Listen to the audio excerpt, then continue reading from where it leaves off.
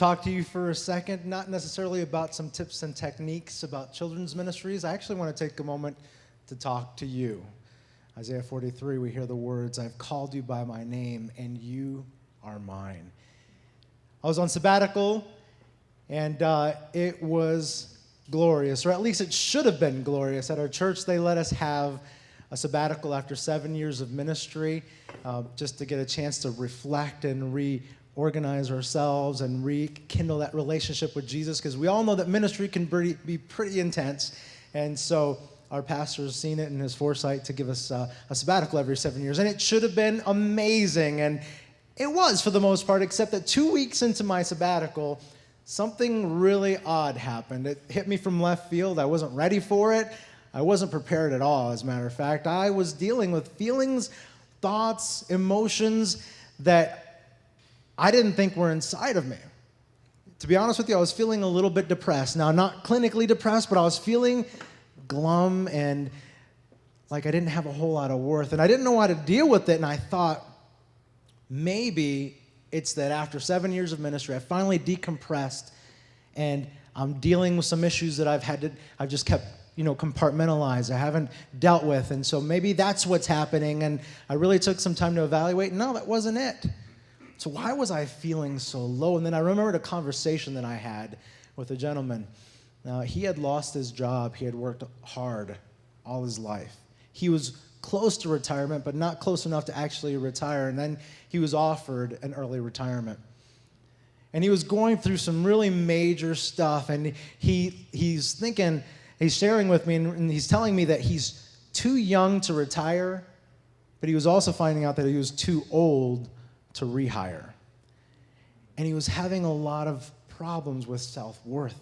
See, the things that he had done, he could no longer do, and so now what he identified himself as was stripped away.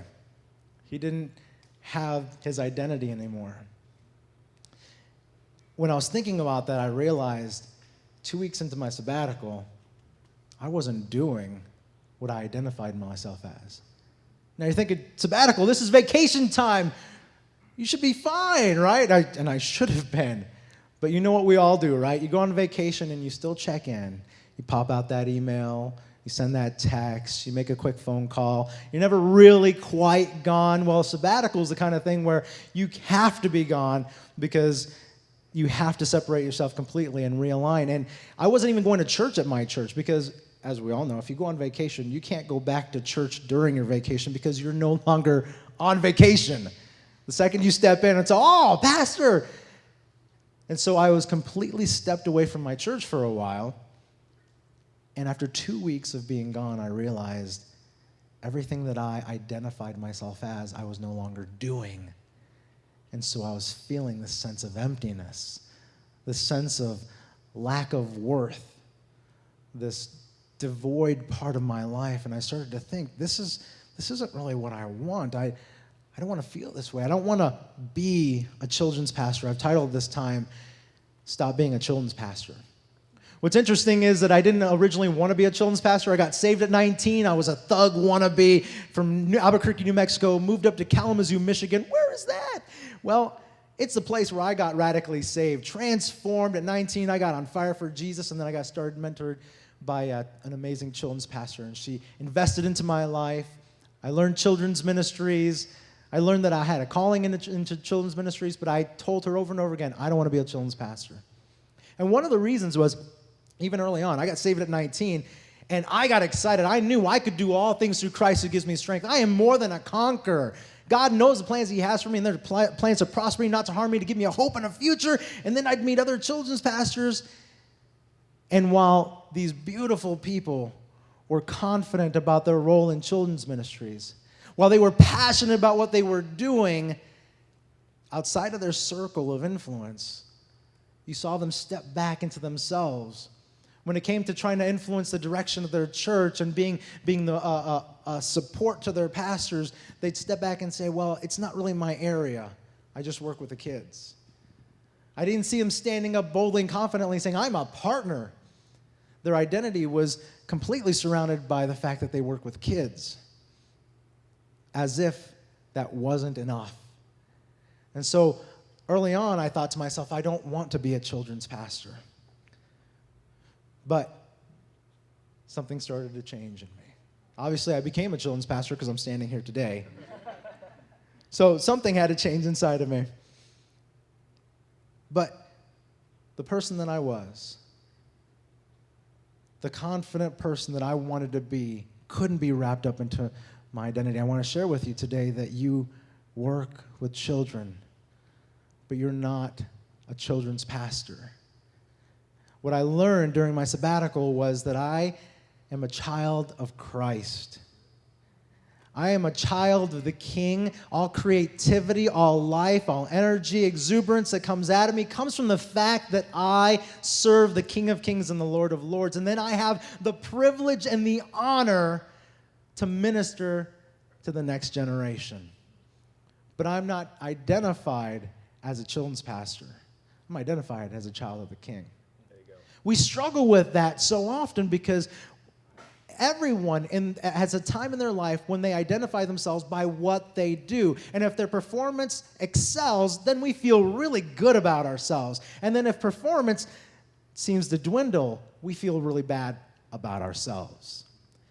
As if our success level determines our worth and our value. And I'll tell you today, your success does not determine your worth or your value, because the King of Kings and Lord of Lords thought it enough to send his son to die for you so that he could spend eternity to you. He gave everything for you, not because of your perceived level of success or mine, but because he thinks you're awesome. We're going to hear all kinds of techniques and strategies to become better children's ministry leaders.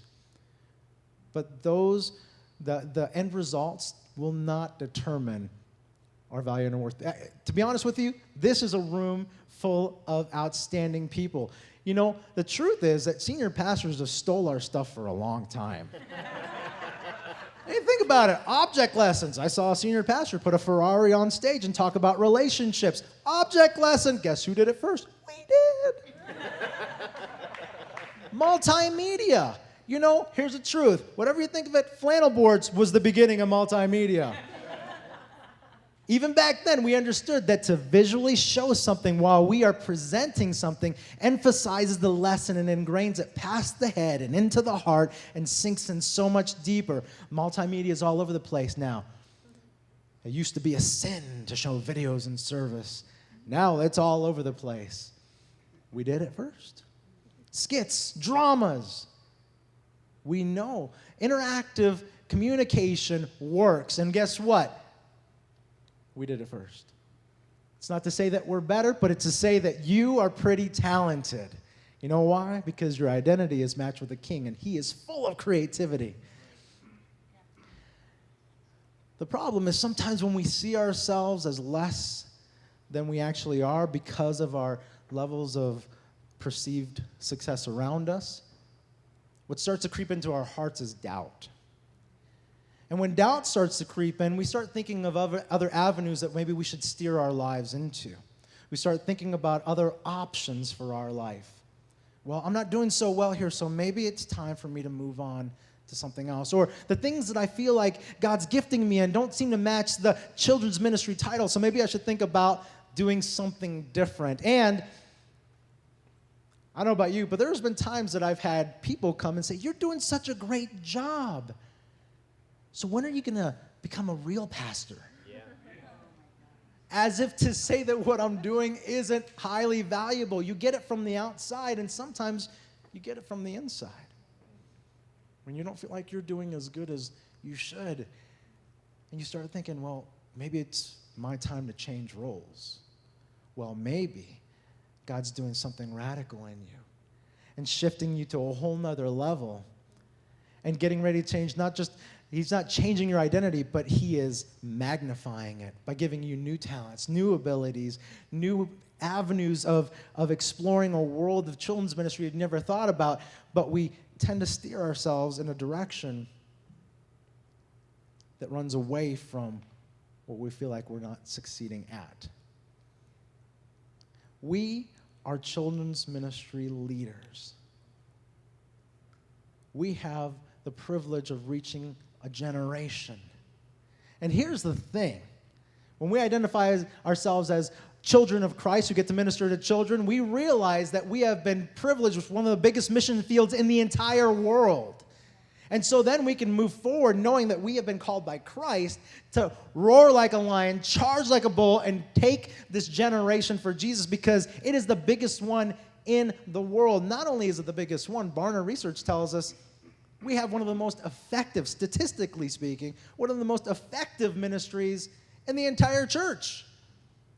Children 12 and under are going to respond percentage-wise way more than every other age combined to the gospel message. So when we realize that we are children of Christ, who are called to minister to children, we've also been handed the biggest mission field and the most effective ministry. No wonder the devil wants to tell us all the things that we're doing wrong.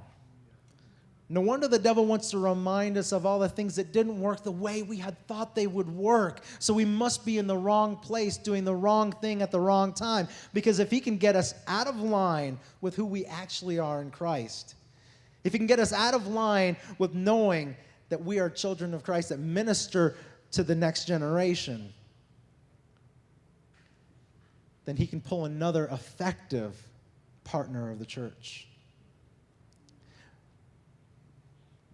We got the biggest mission field, most effective ministry, and we hold the future of our church within arm's reach. You get really sweet services in youth ministry with lights and action and all kinds of craziness. You get the offerings that the adult ministry brings in, and you get the steadiness and the teachers and our volunteers. But without children's ministry, there is no future. And I know I'm preaching to the choir here, but I want to remind you that that's what you've been called to do, not because you're a children's pastor, but because you're a child of the King who's been entrusted by the King himself to do what you do. So when things don't work quite like you had planned, you're still a child of the King.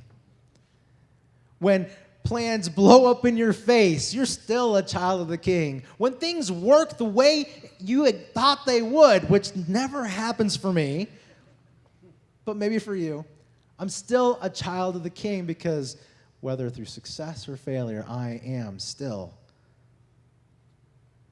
with Jesus. Our identity can be stolen from us. I decided to stop being a children's pastor in identity. And I chose to be a child of the King who ministers to children. I carry the badge children's pastor proudly. But don't limit me to that, because I'm going to do so much more. I don't want my tombstone, when I die, I don't want it to read, "He was a great children's pastor." It's a great addendum to my life. I would love if that was added to, but that's not what I want to be remembered as. I want to be remembered as a man who followed after God's heart, who was confident and loved his family, and he ministered to children.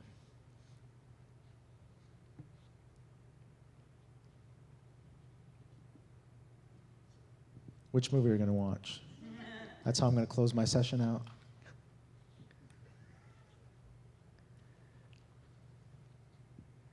When you ask yourself today, with all the tips and techniques, what you're going to do next, when you take the time to evaluate all the stuff,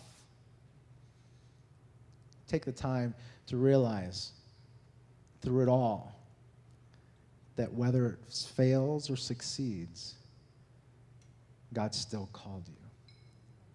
My name tag, if you were to read it, says Manny Melendez, and I'll identify myself as the children's pastor at my home church, but really, I'm Manny Melendez. I'm a child of Christ, and I have the opportunity to minister to children. It's a pleasure to meet you.